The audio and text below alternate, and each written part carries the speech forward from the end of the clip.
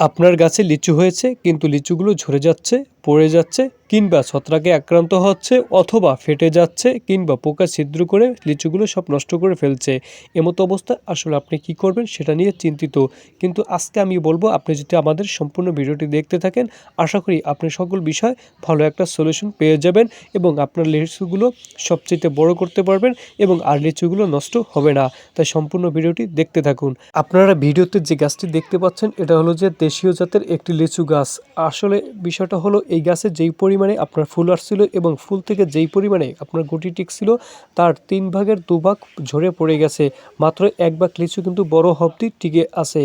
আসলে আমাদের যে আবহাওয়া এবং আমাদের যে পরিচর্যা সেটা যদি সঠিকভাবে সঠিক সময় না হয় তাহলে কিন্তু এমতো অবস্থা সকলের গাছেই কম বেশি দেখা যায়। তো এমতো অবস্থায় আসলে আমি কি করতে পারি এবং আমার করণীয় কি সেই সকল বিষয়গুলো এখন আমি আপনাদের সামনে আলোচনা করব।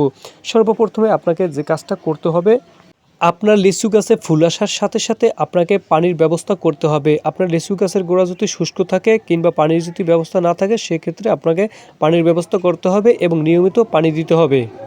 নাম্বার 2 তে আপনার গাছে যদি খাবারের অভাব হয়ে থাকে যেমন জৈব সার কিংবা জিঙ্ক জাতীয় যে মেডিসিনগুলো আছে এগুলোর যদি কোনো ঘাটতি থাকে সেক্ষেত্রে কিন্তু আপনার গাছ লিচু ধরে রাখতে পারবে না। কারণ এগুলো ধরে রাখার জন্য পর্যাপ্ত পরিমাণে জিঙ্ক এবং আপনার ভিটামিনের প্রয়োজন, সেটা যদি গাছে না থাকে সেক্ষেত্রে কিন্তু সেগুলো ঝরে পড়ে যাওয়ার সম্ভাবনা থাকে। এর জন্য আপনাকে এগুলোর দিকে খেয়াল রাখতে হবে। নাম্বার 3 তে যে কাজটা আপনারা করবেন, আপনাদের যে মশারির নেট আছে অথবা মাছের গেরে যে আমরা নেটটা ব্যবহার করে থাকি সেই নেটগুলো দিয়ে আপনারা যে কাজটা করবেন সেটা হলো লিচুর যে ফলগুলো আছে এই ফলগুলোকে আপনারা সম্পূর্ণ ঢেকে ফেলবেন যাতে বাদুড়ে, কাঠবিড়ালিতে অথবা যে কোনো পাখিতে সেগুলো নষ্ট করতে না পারে। সেদিকে কিন্তু আপনাকে অবশ্যই খেয়াল রাখতে হবে। তাই আপনারা কি করবেন, এই নেট দিয়ে সম্পূর্ণ গাছটি আপনারা ঢেকে দিতে পারলে সবচেয়ে ভালো হবে। সেক্ষেত্রে কিন্তু আপনার পোকামাকড়ের আক্রমণও অনেকটাই কম হবে।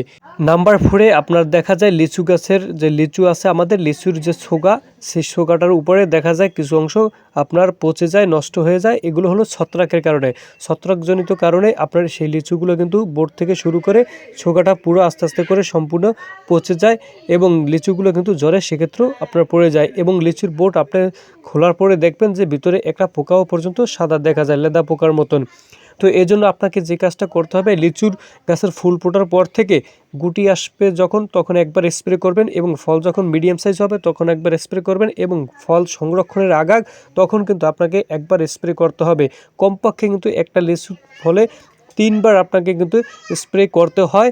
সেগুলো কিন্তু যারা চাষ করে তারা কিন্তু এগুলো ভালো জানে এবং তারা কিন্তু সেগুলো স্প্রে করে। তা না হলে কিন্তু আপনার লিচুগুলো কিন্তু রোগাক্রান্ত হয়ে ঝরে পড়ে যাবে। এরপরে দেখা যায় আরেকটা হলো যে কি, সেটা হলো গান্ধি পোকা প্রচণ্ড পরিমাণে আপনার আক্রান্ত করে ফল এবং গাছকে আপনার ঠিক আছে নষ্ট করে ফেলে গান্ধি পোকায়। তো সেজন্য আপনাকে বাজার থেকে কিন্তু আপনার কীটনাশক এনে পানির সাথে মিশিয়ে ভালোভাবে কিন্তু স্প্রে করে দিতে হবে। সেটা পরিমাণ অনুযায়ী কিন্তু আপনাকে স্প্রে করতে হবে এবং আপনার লিচু যে লিচু ফেটে যায়, ফেটে নষ্ট হয়ে যায় সেক্ষেত্রে এবং লিচুর বোটের গোড়া থেকে আপনার ছিদ্রকারী পোকা ছিদ্র করে কিন্তু আপনার লিচুর সেক্ষেত্রে কিন্তু জ্বরে পড়ে এবং লিচু নষ্ট করে ফেলে। দেখা যায় লিচু আমরা যখন সেটাকে আপনার ছেঁড়ার পরে দেখা যায় শোকা সরানোর পরে দেখা যায় লিচুর ভিতরে আপনার লেদা পোকা হয়ে যায়। এজন্য আপনারা যে কাজটা করবেন, বাজার থেকে আপনার কীটনাশক কিনে এনে লিচুতে ব্যবহারের জন্য যে কীটনাশকগুলো আছে অনুমোদিত সেগুলো আপনারা এনে পানির সাথে ভালোভাবে মিক্স করে আপনারা কিন্তু সেগুলো সম্পূর্ণ গাছ এবং গাছের ফল সব ভিজিয়ে কিন্তু স্প্রে করে দেবেন। সেক্ষেত্রে কিন্তু আপনার লিচুগুলো ঝরে পড়বে না, লিচুগুলো কিন্তু ভালো হবে এবং বড় হবে। সেক্ষেত্রে অনেকটা উপকার পাবেন। বিশেষ সতর্কীকরণ সেটা হলো যে আপনারা যদি কীটনাশক কিংবা ভিটামিন স্প্রে করে থাকেন, যেই দিন থেকে আপনারা কীটনাশক অথবা ভিটামিন স্প্রে করবেন ওই দিন থেকে কমপক্ষে 20 দিন পরে গিয়ে কিন্তু আপনারা লিচু সংরক্ষণ করবেন বা লিচু পেড়ে কিন্তু খাবেন। এর আগে কিন্তু খাবেন না, এর আগে খাওয়া কিন্তু সেটা নিরাপদ নয়, আপনার জনস্বাস্থ্যের জন্য কিন্তু ক্ষতিকর হতে পারে। আর আপনারা কখন কি মেডিসিন ব্যবহার করবেন সেগুলো যদি জানতে চান অবশ্যই আমাদের কমেন্ট করে জানাবেন এবং আপনার গাছের বয়স এবং ফলের বয়স অনুযায়ী সেটা আপনারা বলে দেবেন। আমরা আপনাকে সঠিক মেডিসিন এবং সঠিক কীটনাশকের নাম বলে দেব, সেটা স্প্রে করলে ইনশাআল্লাহ ভালো একটা ফলন আপনারা পেয়ে যাবেন।